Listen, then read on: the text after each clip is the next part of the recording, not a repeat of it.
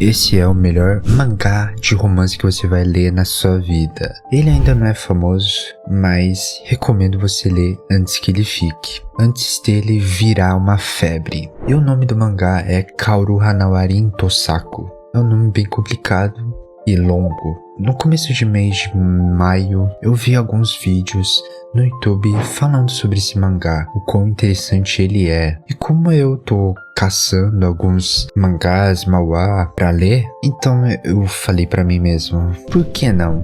Então eu assisti o vídeo, achei interessante o mangá, a história dele, e não botei tanta expectativa assim, coisa que tento não fazer. Mesmo falando que é bom a proposta do mangá, que não tem tanta enrolação assim e tem um ótimo desenvolvimento dos personagens, eu não botei tantas esperanças.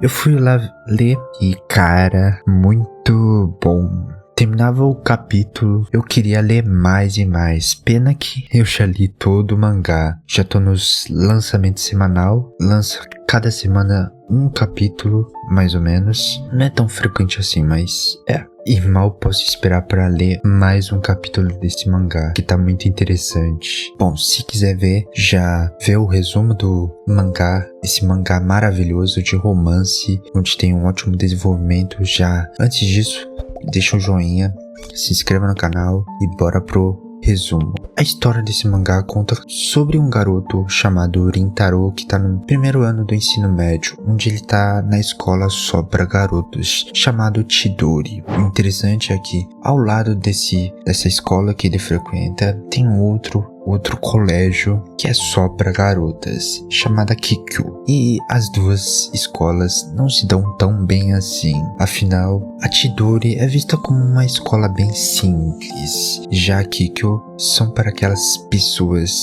privilegiadas, bem abastadas. Então só quem tem ótimas condições financeiras podem entrar naquela escola. Então tem essa diferença na classe social. Por isso que eles não se dão tão bem assim e odeiam um ao outro. Ele era meio fechado, introvertido, típico de personagens de pares de casal nos animes ou no mangá. Um lado é mais extrovertido, normalmente é as garotas, e o outro é introvertido, normalmente os garotos. Ele tinha poucos amigos e usava brinco, e o cabelo dele era pintado de loiro. Só disso dá pra imaginar, o cara é delinquente. Não, pelo menos não era um delinquente, mas era considerado como um delinquente. Sabe aquela fase onde a criança vê algo, acha bem interessante, acha maneiro, quer fazer igual aquilo? Então, aconteceu a mesma coisa com ele. Ele achou o cara maneiro por ter pintado o cabelo de loiro, ou achou legal e queria fazer a mesma coisa. E depois disso, causou inúmeros problemas para ele. Além dele ser visto como um delinquente, o cara não sorria muito, o que ajudava mais ainda na reputação dele. As pessoas não se aproximavam muito dele, e quando se aproximavam para falar, as pessoas sempre ficavam assustados por conta das atitudes dele e da sua aparência amedrontadora. Os únicos que falavam com ele normalmente, que entendia ele, eram seus amigos, mas mesmo com seus amigos, ele não se abria tanto, não se expressava muito. Sempre que alguém do grupo, principalmente o ruivo chamado Usami, perguntava se tinha algo, ele falava que estava de boa, ou seja, ele carregava tudo consigo mesmo que tivesse problemas não contava com seus amigos, para não incomodá-los com seus problemas. Aí chega uma garota chamada Kaoruko, que muda sua visão, consegue mudar ele e passa a se expressar mais com quem estava à sua volta. Ele que achava que todo mundo tem medo de mim, ninguém se aproxima de mim, sempre tem medo, então vou me afastar para não incomodá-los. Ela não, ela foi a primeira pessoa, ou pelo menos um dos primeiros, a olhar para ele diretamente, sem ter medo dele, da sua aparência, das suas atitudes. E assim começa a relação desses dois, da garota que aceitou ele do jeito que ele é, não vendo ele como uma pessoa assustadora. Além disso, esse mangá envolve questões sobre a falta de comunicação entre os personagens, o mal entendimento entre os amigos e o Rintaro, e entre outras ocasiões que vai acontecer, né? O preconceito entre as escolas, a Kikyo Chidori e outras questões que são levantadas sobre o passado, a superação, a indecisão, a ansiedade sobre o futuro, enfim. Depois o Rentaro descobre que a Kaoruko estuda na escola só pra garotas. Depois que ele descobre, caramba, fica bem tenso. Ele fica meio pensativo se deveria ou não se envolver com essa garota, conversar com ela.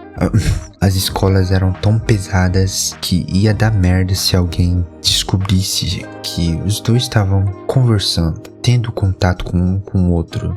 E pior ainda, depois quando ele descobre por outra pessoa que a Kaoruko era bolsista, piorou mais a situação. Agora ele tá naquela indecisão, naquele pensamento se deveria ou não realmente manter o contato com a Kaoruko para não prejudicá-la na escola e se expulsa só porque por uma coisa trivial, mas é bem possível. O que eu acho maravilhoso nesse mangá é que não só foca nos protagonistas, a Kaoruko e o Rintaro, no relacionamento entre esses dois, mas como outros personagens que está à sua volta, seus amigos, Natsuzawa, Usami, Yorita e a amiga da Kaoruko. Foca em cada um, nos seus passados, as suas questões não resolvidas, seus problemas, suas indecisões, a sua ansiedade, enfim, sempre tem uma grande participação de cada um de seu grupo. Então eu acho muito incrível como esse autor consegue transformar essa história